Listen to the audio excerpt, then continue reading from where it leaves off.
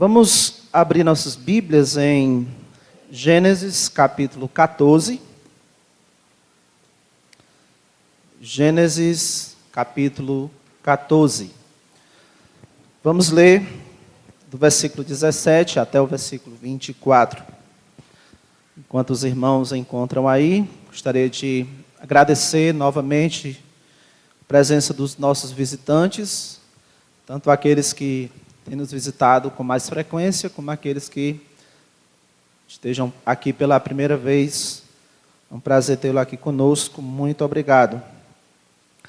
Gênesis 14, do versículo 17 ao versículo 24.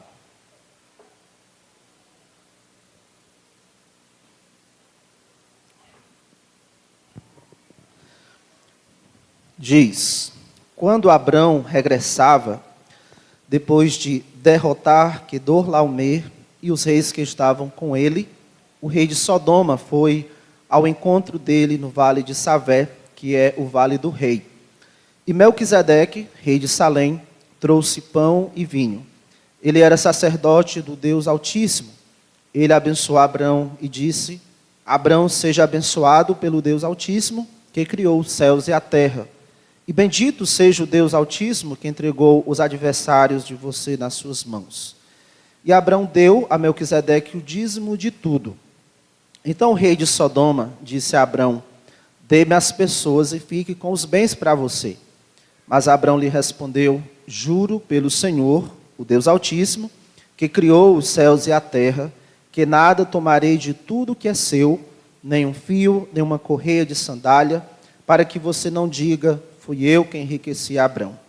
Nada quero para mim a não ser o que os rapazes comeram, e a parte que toca a Aner, Escol e Manre, os homens que foram comigo, que estes fiquem com a parte deles. Vamos orar. Nosso amado Senhor, pedimos agora a Tua bênção para esse instante que estaremos diante da palavra do Senhor. Que o Senhor nos ajude a estarmos com a máxima concentração aqui diante da Tua palavra, que as distrações ou preocupações que tenhamos trazido para cá, que essas coisas encontrem um lugar quieto e a nossa atenção esteja totalmente na Tua santa palavra. E que o Teu Espírito, ó Deus, que maneja essa espada, a Sua espada, que é a Tua palavra, que Ele possa, ó Deus, ministrá-la aos nossos corações, nos ensinando, nos repreendendo, corrigindo e treinando na justiça. Que a Tua palavra produza os frutos que o Senhor tem designado. Assim nós oramos a Ti, em nome de Cristo. Amém. Que Deus, a quem pertence todas as coisas, isto é, que criou os céus e a terra, abençoe a Abrão. E que Abrão, a quem Deus abençoou com a vitória, louve a Deus.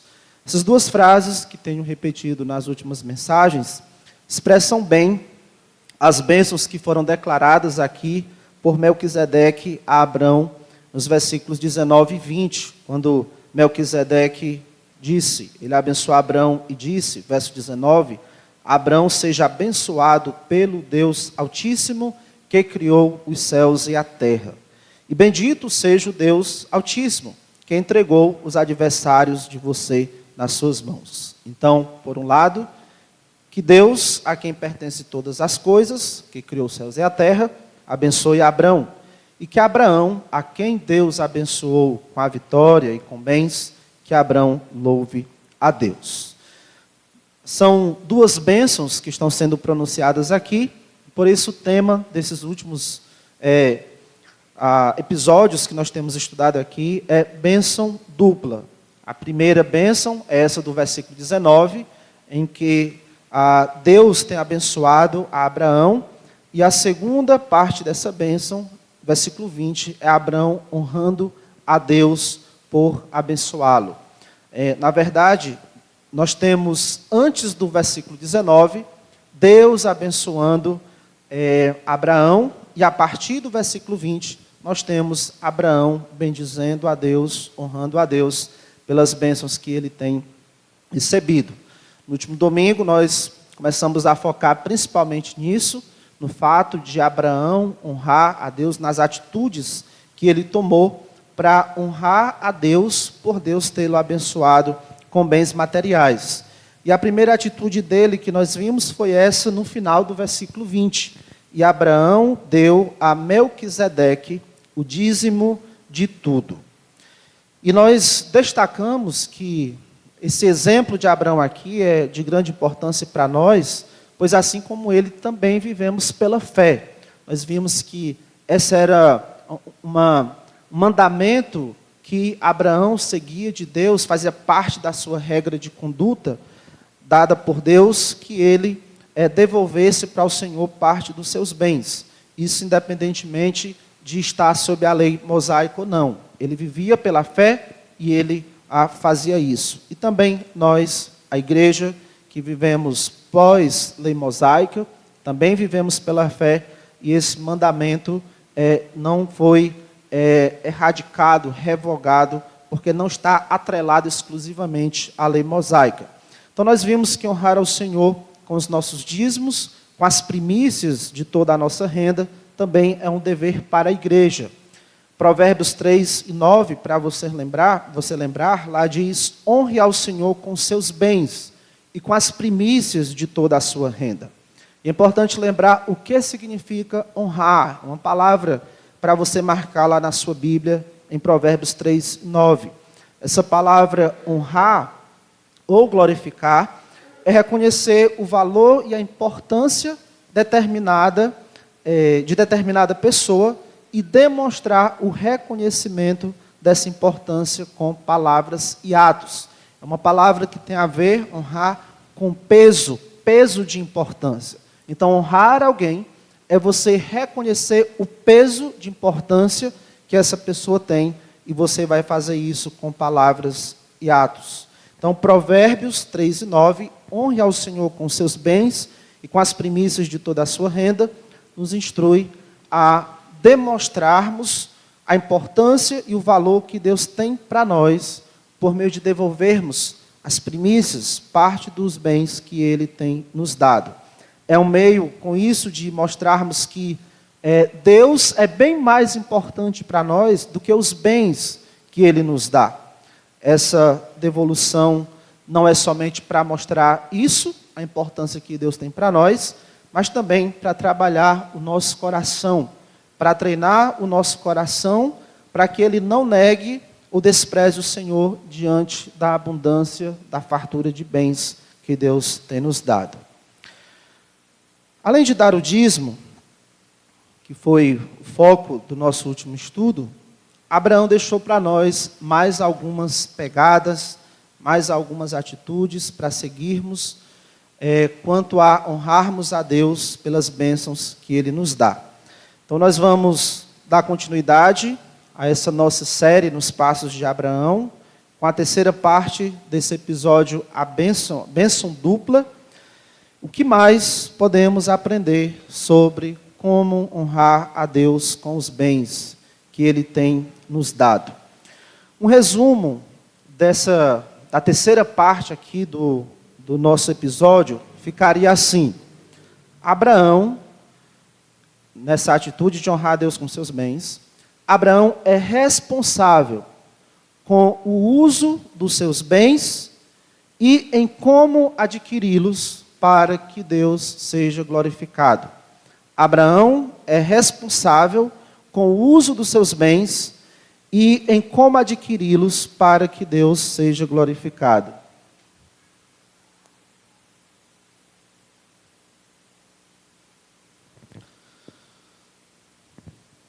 Nós vamos ver esse resumo aqui em duas partes. Vimos o resumo, agora vamos detalhar um pouco mais esse resumo. Então, primeiro, Abraão é responsável com o uso dos bens que Deus lhe deu, de uma maneira que Deus seja glorificado. Abraão é responsável com o uso dos seus bens para que Deus seja glorificado. Nós já vimos que quando ele voltou da guerra lá com aqueles reis da Mesopotâmia, ele foi vitorioso, e quando ele volta ali para a terra de Canaã, Melquisedeque veio recebê-lo, nós já tratamos bastante desse encontro entre eles dois, mas além de Melquisedeque, outro rei, o rei de Sodoma, também veio ao encontro de Abraão. Versículo 17, aí, final do versículo 17, a segunda parte, diz que o rei de Sodoma foi ao encontro dele no vale de Savé, que é o vale do rei. E aqui nessa recepção a Abraão, da parte do rei de Sodoma, a gente vai perceber uma atitude bem diferente que teve o rei Melquisedeque. Enquanto Melquisedeque abençoa a Abraão, e ele reconhece que Abraão foi abençoado por Deus, o rei de Sodoma vem chegando com uma exigência. Final do versículo, no versículo 21, então o rei de Sodoma disse a Abraão: dê-me as pessoas e fique com os bens para você. Melquisedeque tinha tratado Abraão como um abençoado por Deus, atribuiu a vitória dele, a conquista dos despojos, a serem bênçãos de Deus. Ele disse no versículo 20, bendito seja o Deus Altíssimo que entregou os adversários de você nas suas mãos. Já o rei de Sodoma tratou Abraão como se ele fosse um mercenário, como se ele tivesse ido para aquela batalha apenas visando lucro, despojos, algum lucro financeiro, alguma recompensa financeira. Esse rei fracassado, rei que fugiu da batalha, quando os reis da Mesopotâmia tinham vindo atacar ali a região, esse rei, ele fugiu. E agora, alguém que foi corajoso, foi lá e venceu.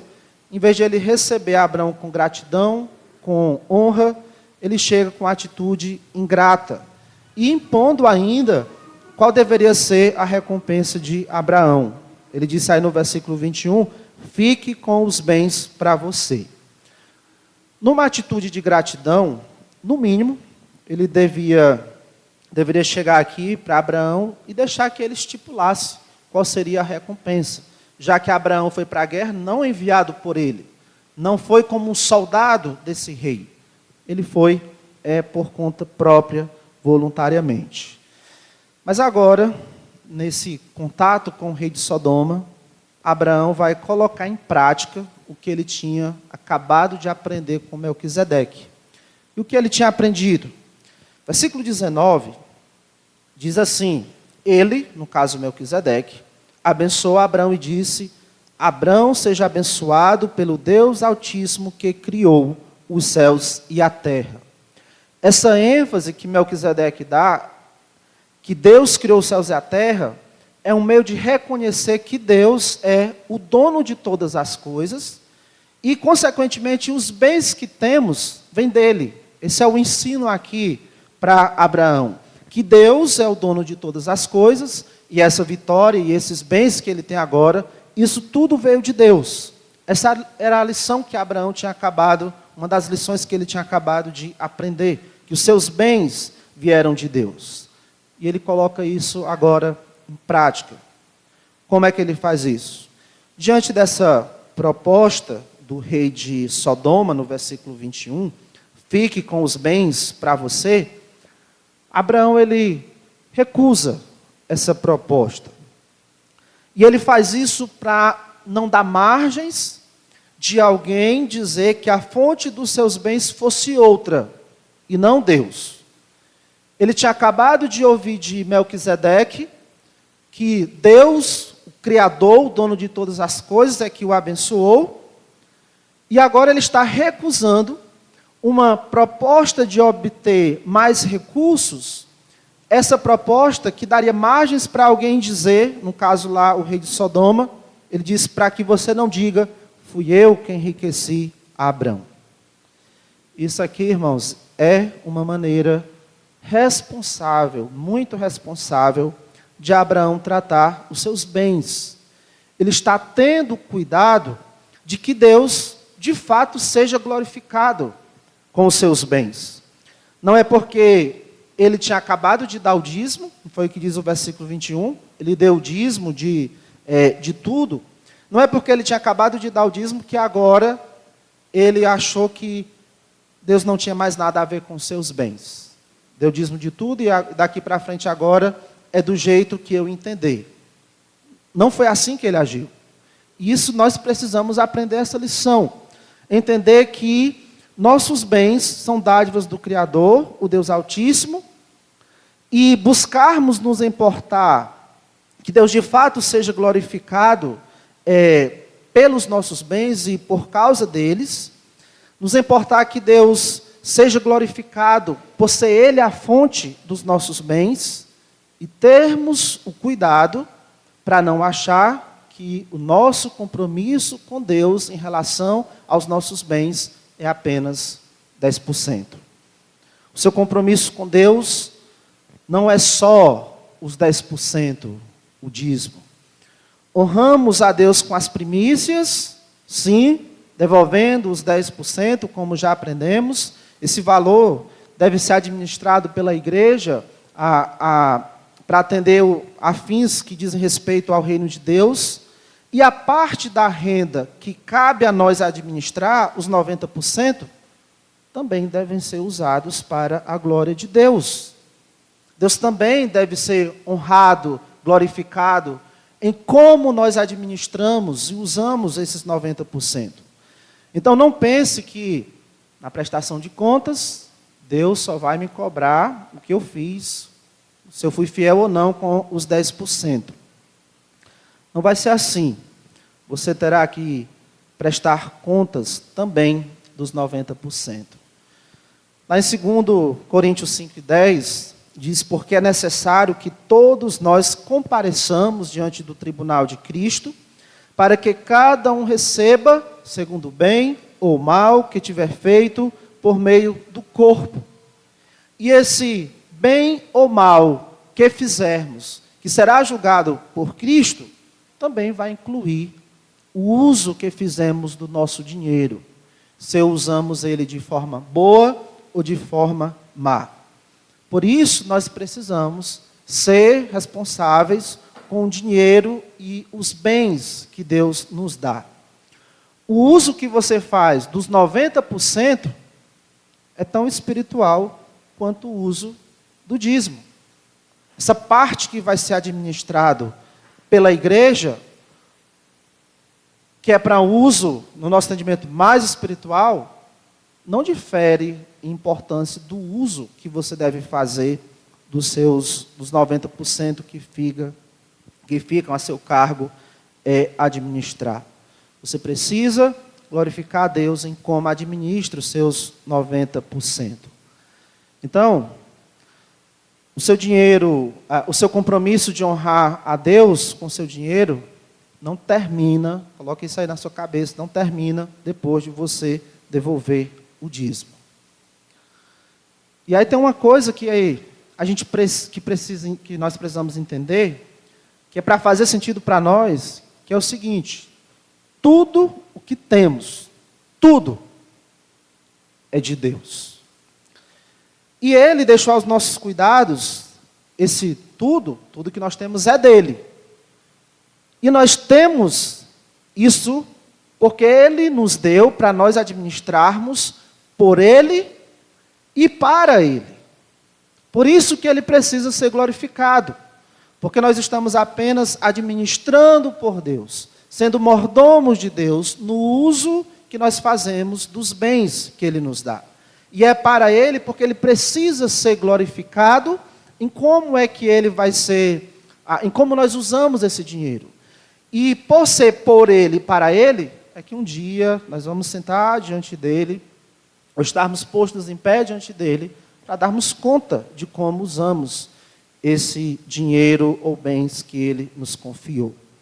No caso do dinheiro que Ele nos dá, Ele ordena que devolvamos as primícias, para que atenda às demandas do reino, especialmente a provisão dos ministros do Evangelho.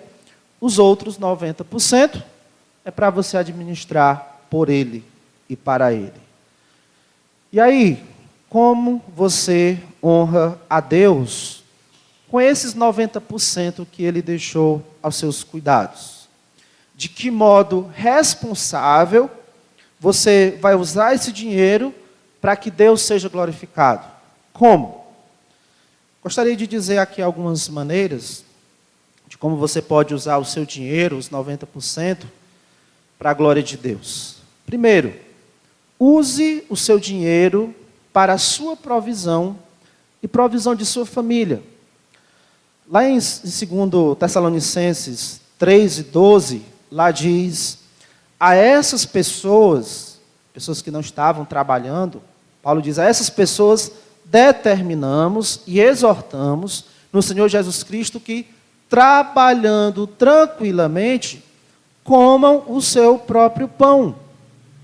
Paulo estava orientando que elas tinham que trabalhar para poder elas terem o que comer, providenciar o seu sustento. 1 Timóteo 5:8, Paulo diz: se alguém não tem cuidado dos seus, e o contexto lá é o cuidado físico, prover o sustento para parentes necessitados, se alguém não tem cuidado dos seus, e especialmente dos da própria casa, esse negou a fé e é pior que o descrente. E 1 Timóteo 6:8, ele diz: tendo sustento e com que nos vestir, estejamos contentes. Orientações com respeito a buscarmos trabalhar para que possamos providenciar o necessário para a nossa vida, prover para as nossas necessidades. Então, uma das prioridades do dinheiro que Deus deixa aos seus cuidados é que você providencie o necessário para o bem-estar da sua família. Você e sua família necessitam de alimentação, necessitam de vestes, necessitam de moradia, de saúde. Se você é o cabeça do lar, você é o principal responsável para providenciar essas coisas.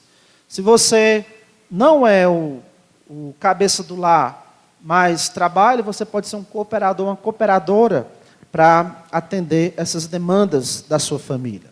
Então, seu dinheiro, prioritariamente, deve ser aplicado na provisão e manutenção dessas coisas. E quem é negligente, quem não tem se importado em cuidar da provisão da sua família, como disse Paulo, é pior que o descrente, de alguém que não conhece a Deus. Então você glorifica a Deus, usa o seu dinheiro de maneira responsável, fazendo provisão para você e para a sua família. Um segundo modo, como você pode usar o seu dinheiro para a glória de Deus, use o seu dinheiro para ajudar pessoas necessitadas. Lá em Efésios 4:28, Paulo diz: trabalhe, fazendo com as próprias mãos o que é bom, para que tenha o que repartir com o necessitado. Trabalhe, fazendo com as próprias mãos o que é bom, para que tenha o que acudir, o que repartir com o necessitado. Então, sempre que possível, ajude a quem for necessitado. Tiago também disse, lá no capítulo 2, versículo 27, a religião pura e sem mácula para com o nosso Deus e Pai é esta: visitar os órfãos e as viúvas na sua aflição e guardar-se incontaminado do mundo. A verdadeira religião, ela se importa também com as pessoas necessitadas, pessoas desamparadas. Agora, nos nossos dias, a gente precisa ter cuidado com os necessitados fakes, com os falsos necessitados. Pessoas que são preguiçosas, elas não querem trabalhar, se passam por necessitadas só para ganhar dinheiro fácil. Pede um aqui, pede outro ali, inventa algum meio,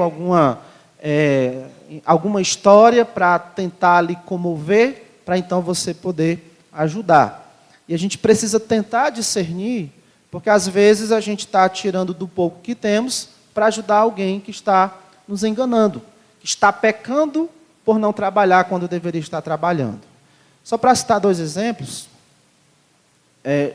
já me deparei aqui algumas vezes aqui na rua, com uma moça pedindo R$2 para completar a passagem para ir para o pré-A. Na primeira vez, eu dei esses R$2. E assim que eu dei, o rapaz da rua disse assim: todo dia ela está aí pedindo esse mesmo valor, para essa mesma finalidade. Aí da próxima vez que eu vi ela, assim, hoje não dá certo, não cai mais nessa não. Na semana passada, semana atrasada, apareceu um camarada aí na minha casa, sabia o meu nome, o senhor pastor Wellington, e aí trazendo uma caixa com chocolates, vendendo um chocolate a R$2, para completar dinheiro para comprar a bolsa da filha dele, a bolsa escolar da filha dele. Eu comprei 5 desses chocolates, e aí quando eu fui pagar, ele disse, eu estou com fome. E aí eu levei ele ali num local, paguei almoço para ele, até me convenceu. A história dele, né, me disse de onde ele era, que estava aqui há um mês, estava morando ali na outra rua ali, para o lado da 7 de setembro. A história me convenceu. E aí nessa semana, bateu de novo na minha porta. Aí eu fiz algumas perguntas, já era de outro lugar. Antes, na primeira conversa, era de Granja. Agora já era em Camusim. Na primeira conversa, estava morando aqui há um mês. Agora não estava mais. Estava querendo dinheiro para ir para Camusim. Então, uma outra história. E aí eu resisti. E geralmente essas pessoas elas se chateiam quando a gente faz mais perguntas para entender qual é a motivação delas. Então, é importante nós ajudarmos, mas a gente precisa também ter cuidado, porque existem esses aproveitadores. Se você pode, faça o bem. Lá em Provérbios 3, versículo 28, lá diz, não diga ao seu próximo, vá e volte mais tarde, amanhã eu terei algo para dar. Se você tem isso agora com você. Se alguém necessitado está precisando da sua ajuda e você pode ajudar naquela hora, não tente deixar isso para depois. Então ajude se você pode. Por outro lado, se trata de alguém que tem condições físicas de trabalhar e está aí se aproveitando da boa vontade dos outros, você não tem a obrigação de ajudar essas pessoas. Porque Paulo disse, se alguém não quer trabalhar, também não coma. Então você glorifica a Deus com seu dinheiro, ajudando os necessitados sempre que possível. Terceiro modo como você pode glorificar a Deus com o uso do seu dinheiro é usá-lo para seu lazer e para desfrutar das coisas boas desta vida que não são pecaminosas. Use seu dinheiro para o seu lazer e para desfrutar de coisas boas dessa vida que não são pecaminosas. Lá em 1 Timóteo 6,17, Paulo diz, Deus tudo nos proporciona ricamente para o nosso prazer. No contexto ali, ele está dando instrução aos ricos para eles não confiarem nas suas riquezas, na quantidade de bens que têm, mas em Deus. Porque essa riqueza, essa fartura de bens, Paulo vai dizer, vem de Deus. Tudo nos proporciona ricamente. Para quê? Ele vai dizer, para o nosso prazer. Então nós podemos, como diz em Eclesiastes, andar nos caminhos que satisfazem os nossos olhos e que agradam o nosso coração, desde que esses caminhos não sejam pecaminosos. Podemos satisfazer os desejos do nosso coração, aquilo que agrada aos nossos olhos, desde que não sejam por meios pecaminosos ou com coisas pecaminosas. Então, lazer, viagem e outras atividades prazerosas, esporte, podem ser desfrutadas pelo povo de Deus. Podemos usar nosso dinheiro para desfrutar, sim, dessas coisas. Agora, precisamos ter o cuidado para não fazer dessas coisas a prioridade. Nós não devemos buscá-las em primeiro lugar, mas à medida que for possível. Aí sim, podemos desfrutar delas.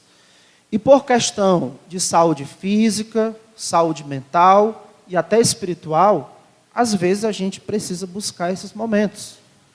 Às vezes até sai um pouco da rotina, por um longo tempo, poder desfrutar de coisas mais descontraídas para estarmos bem fisicamente, mentalmente, espiritualmente. Na nação de Israel, por exemplo, ao longo do ano, Deus estabeleceu várias festas para o povo adorá-lo, sim, mas também para o povo se alegrar, para o povo se divertir. Então você também pode glorificar a Deus usando o seu dinheiro em coisas prazerosas que não sejam pecados. Use o seu dinheiro também, de modo que glorifique a Deus, para investir. Você pode, de modo responsável, aplicar o seu dinheiro com o intuito de aumentar os seus rendimentos. Isso não é pecado. Algumas das parábolas de Jesus eram exemplos de pessoas que fizeram investimento com o objetivo de aumentar os seus bens, as suas riquezas. Lembra da parábola lá dos talentos? Um servo recebeu 5 talentos, outro recebeu 2. Eles investiram e multiplicaram os seus talentos, duplicaram a quantidade de talentos. E eles foram elogiados pelo seu Senhor. Uma das parábolas de Jesus também fala de um homem que procurava e negociava pérolas. E certa vez ele encontrou uma pérola de grande valor. E ele fez algo muito arriscado. Investiu tudo o que tinha, vendeu tudo o que tinha, pegou esse dinheiro e comprou essa pérola, porque ele teria um retorno maior. Então você pode investir parte do seu dinheiro para aumentar a sua renda e bens. Lá em Tiago, fala de alguém que faz um plano de ir para uma cidade, negociar, e lá ele obteria lucros. Não é proibido ele fazer isso, ele só teria que ter o cuidado para fazer isso debaixo, em submissão a Deus, debaixo dos princípios de Deus, e lembrar, se Deus quiser, eu irei, vou negociar e vou obter lucros. Não esquecer que Deus é quem é o provedor dos nossos bens. Então você pode sim investir parte do seu dinheiro para aumentar a sua renda e bens, tendo cuidado com a avareza, com a ganância. Pode investir nas coisas da terra, mas sem deixar de buscar as coisas lá do alto. Não deixe de confiar na providência de Deus. E aqui um conselho lá do Salmo 62:10. Se as riquezas de vocês aumentam, não ponham nelas o coração. Se as riquezas de vocês aumentam, não ponham nelas o coração. E mais um modo, como você pode utilizar o seu dinheiro de maneira que agrade a Deus, é usá-lo para demonstrar generosidade com a obra de Deus. Enquanto com os dízimos você vai demonstrar a sua fidelidade, com as ofertas voluntárias você vai demonstrar a sua generosidade. Com o dízimo, Deus estabelece um valor fixo que você precisa devolver da sua renda. Já as ofertas voluntárias, já está comunicando, é voluntário. Então, você que decide conforme a sua generosidade. Nós temos um exemplo disso em 2 Coríntios, quando Paulo estava coletando ofertas para as igrejas da Judéia, estava coletando essas ofertas das igrejas da Macedônia, e ele, querendo encorajar os coríntios a participarem disso, ele disse, cada um contribua segundo tiver proposto no coração, não com tristeza ou por necessidade, porque Deus ama a quem dá com alegria. E para encorajar os coríntios, ele vai citar o exemplo dos irmãos da Macedônia. Ele diz lá em 2 Coríntios 8, versículos 2 a 4, porque no meio de muita prova de tribulação, manifestaram a abundância de alegria, e a profunda pobreza deles transbordou em grande riqueza de generosidade. Então, a generosidade não está ligada à quantidade de bens que nós temos, à quantidade do nosso dinheiro. Se trata de uma atitude do coração, de modo que a atitude desses irmãos superou, inclusive, as expectativas que Paulo tinha, levando em consideração que eram irmãos que tinham bem pouco. Porque posso testemunhar, ele disse que na medida de suas posses, e mesmo acima delas, eles contribuíram de forma voluntária, pedindo-nos com insistência a graça de Deus de participarem dessa assistência aos santos. Aqui não era Paulo insistindo, irmãos, participem, doem. Eram esses irmãos que estavam insistindo com Paulo, nós queremos participar dessa assistência aos santos. Então você pode glorificar a Deus com o uso do seu dinheiro, demonstrando a generosidade com a obra de Deus. Agora, tendo apresentado esses 5 modos aí, algo que pode lhe ajudar a estar atento e você usar o seu dinheiro de modo responsável e que Deus seja glorificado, é fazer um orçamento. Não é uma lei que você tem que ter um orçamento, mas certamente é algo que pode lhe ajudar, que pode lhe dar um norte. Então, só um exemplo, não é que você precisa seguir necessariamente esse exemplo que eu vou dar aqui para você. Você pode consultar alguém que tem mais experiência com isso. Com certeza você pode encontrar ideias que pode se encaixar melhor com a sua situação. Serve principalmente para a gente manter uma disciplina do uso do nosso dinheiro, ter um orçamento. Então, um exemplo, você tendo a porcentagem total da sua renda, 10% já está certo que você devolverá para o Senhor. 10% será o dízimo. 60% desse valor da sua renda, você vai usar para despesas com a sua família. Comida, vestes, saúde, manutenção da casa, e eliminando algumas dívidas e alguma outra coisa mais que tem a ver com a sua família. 5%, ou parte desse valor, conforme você fizer a divisão aí dos 100%, você usa para ajudar necessitados, pensar em ajudar pessoas que estejam precisando de amparo. Uma outra porcentagem, 5%, ou um valor maior, conforme você entender, você destina para lazer. 10% para investimento. Um dinheiro que você pode reservar para ir juntar um montante, depois investir em algo que você tem em mente, ou de você já estar fazendo alguma aplicação desse 10%, dando um jeito que ele já possa estar rendendo para você. E 10%, ou parte desse valor, vai depender de como você de fato dividir, você usar para ofertas voluntárias. Como você honra a Deus com os 90% da sua renda? É importante uma outra pergunta aqui. Qual é a utilidade do dinheiro? Para que serve o dinheiro? Os puritanos, eles respondiam essa pergunta com essa resposta bem simples. Dinheiro existe para a glória de Deus. Dinheiro existe para a glória de Deus.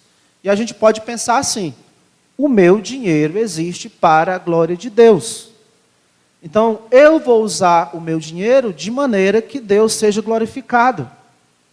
Portanto, quer vocês comem, ou bebem, ou fazem qualquer outra coisa, como, por exemplo, gastar dinheiro, administrar o dinheiro, façam tudo para a glória de Deus. E essa era a preocupação que Abraão tinha, que Deus fosse glorificado com o uso dos seus bens. Abraão é responsável em como ele iria usar os bens para a glória de Deus.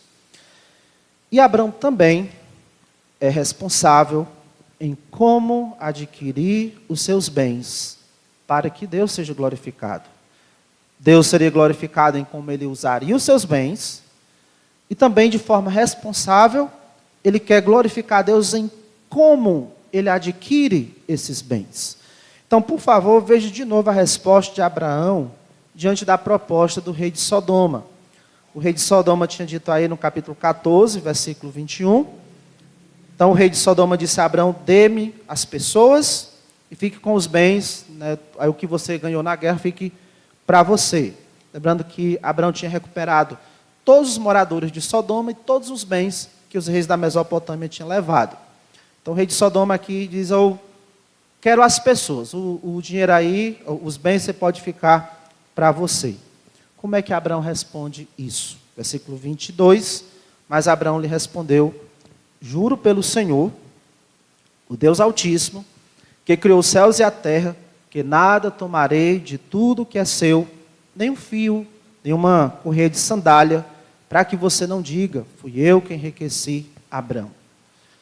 Você percebe aí o que é que está acontecendo? Abraão está invocando o nome do Senhor. Juro pelo Senhor. Na verdade, a cena aqui é que ele está de mãos levantadas para o céu. E ele está assumindo um compromisso diante do Senhor, o Yahweh. Esse nome aí, Senhor, seria o nome próprio de Deus, não um título para ele, mas o nome dele. Então ele está convocando o Senhor, esse Yahweh, para ser testemunho de um compromisso que ele está assumindo agora. E quem é esse Yahweh? Ele diz, o Deus Altíssimo. Juro pelo Senhor, o Deus Altíssimo.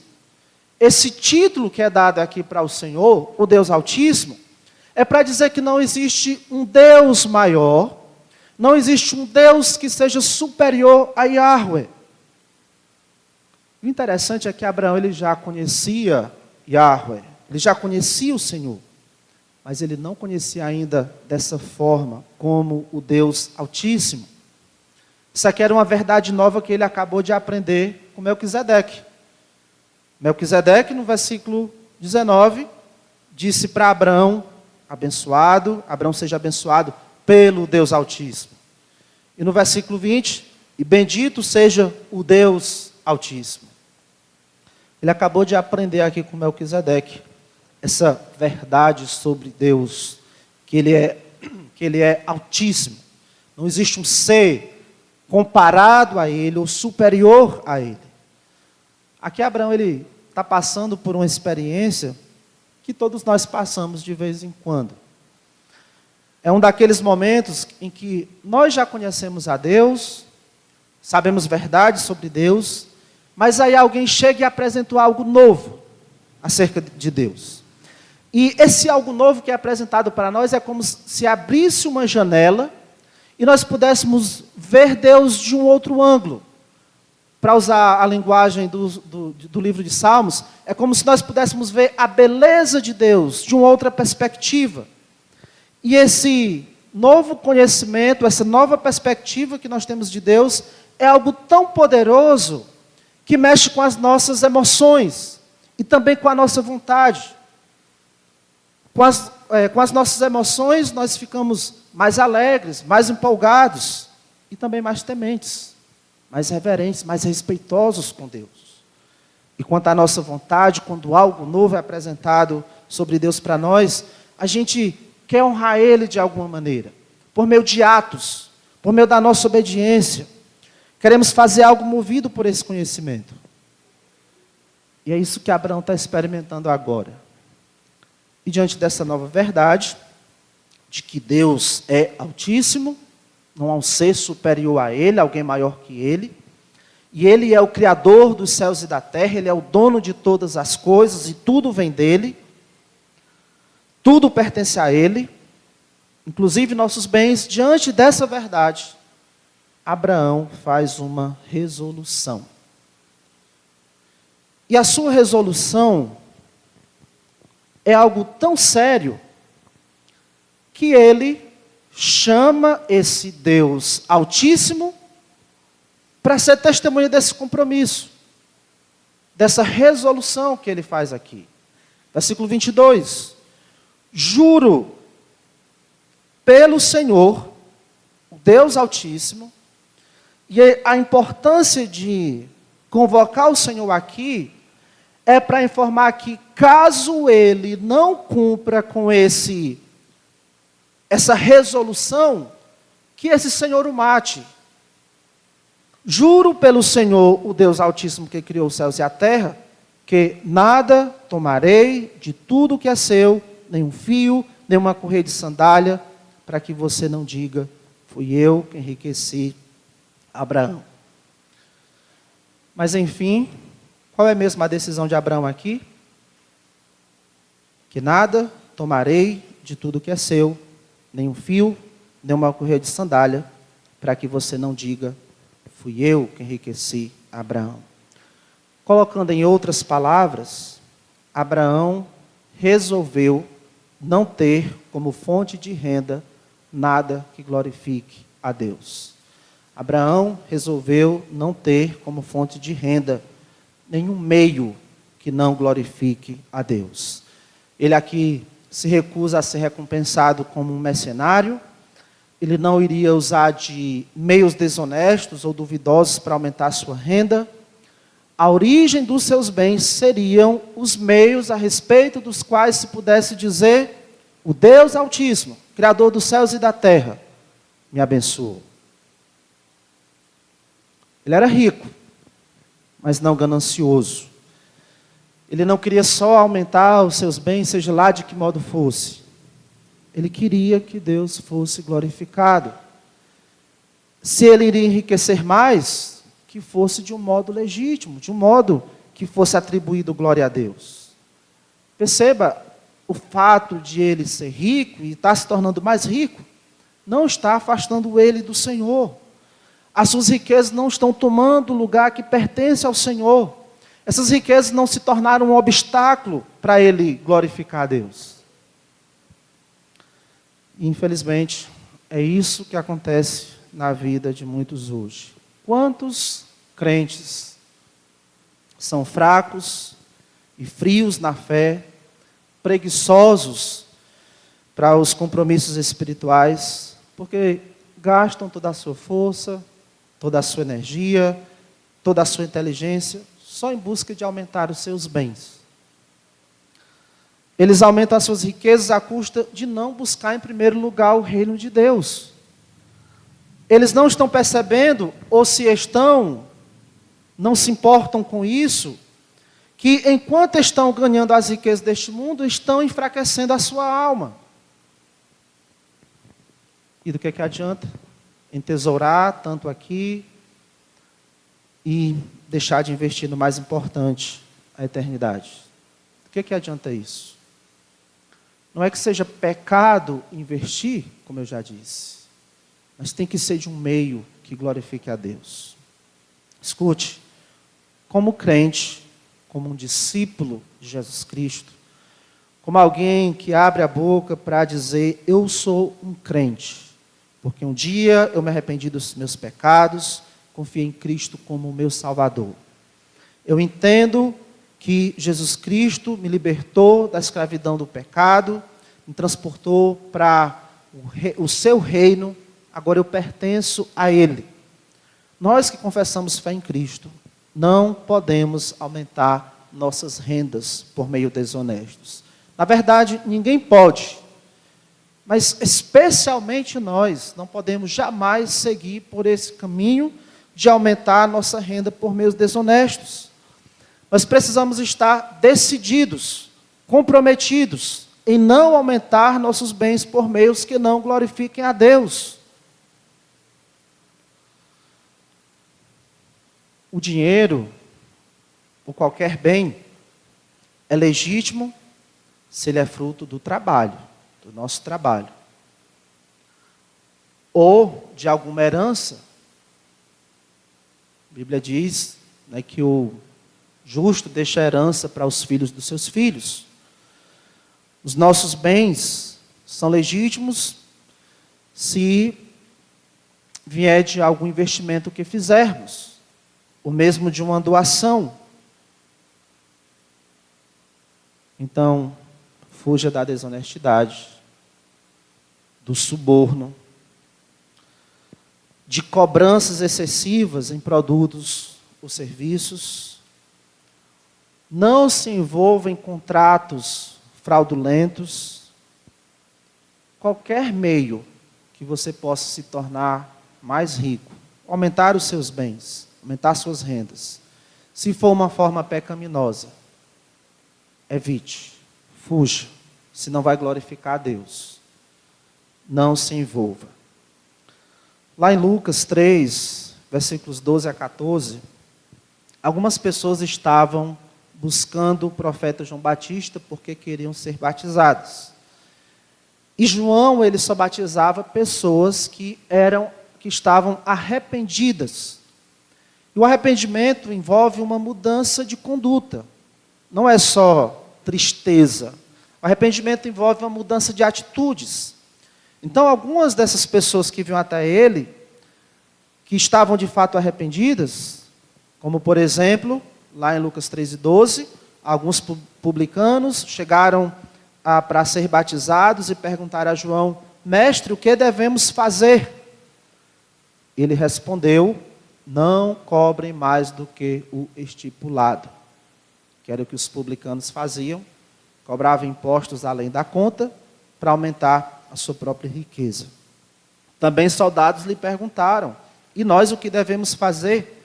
E ele lhes disse: não sejam prepotentes, não façam denúncias falsas e contentem-se com os salários que vocês recebem. Eles não deveriam também extorquir as pessoas, ou serem subornados para tentar aumentar suas riquezas. No nosso país, existe a assistência social do governo. Auxílio isso, auxílio aquilo, bolsa para isso, bolsa para várias coisas. Esses benefícios do governo, eles têm um público-alvo. Não é algo que a pessoa vai lá e se cadastra e pode receber aquele benefício. Cada um desses benefícios tem um público-alvo. O nosso cuidado é para não seguirmos o caminho de muitos que não conhecem a Deus e darmos informações falsas, mentirmos para podermos receber esse auxílio. Não faça isso. Se você tem condições, trabalhe. É a maneira mais honrosa de conseguir os nossos bens. E cuidado com o seu trabalho. O seu trabalho deve ser um serviço que promova o bem. O seu trabalho também deve glorificar a Deus. Efésios 4:28 diz: trabalhe fazendo com as próprias mãos o que é bom.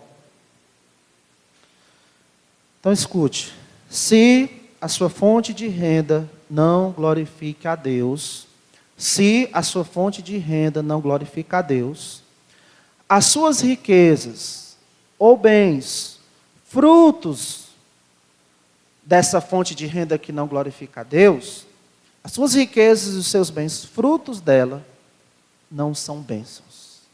E mais cedo ou mais tarde você vai ver a cara de maldição que elas têm. E vai ser ruim. Vai ser ruim quando você tiver que desfrutar da maldição das bênçãos que você adquiriu por meios que não glorificavam a Deus, por meios pecaminosos.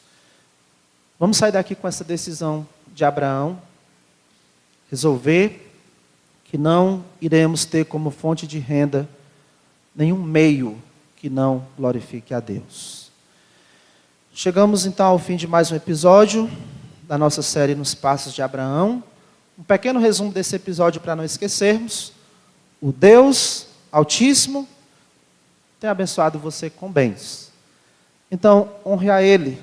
Seja responsável com o uso dos bens que você tem e seja também responsável em como adquiri-los. E se lembre dessa resolução de Abraão, que é para ser a nossa resolução também. Não terei como fonte de renda um meio que não glorifique a Deus. Não terei como fonte de renda um meio que não glorifique a Deus. Amém? Vamos orar.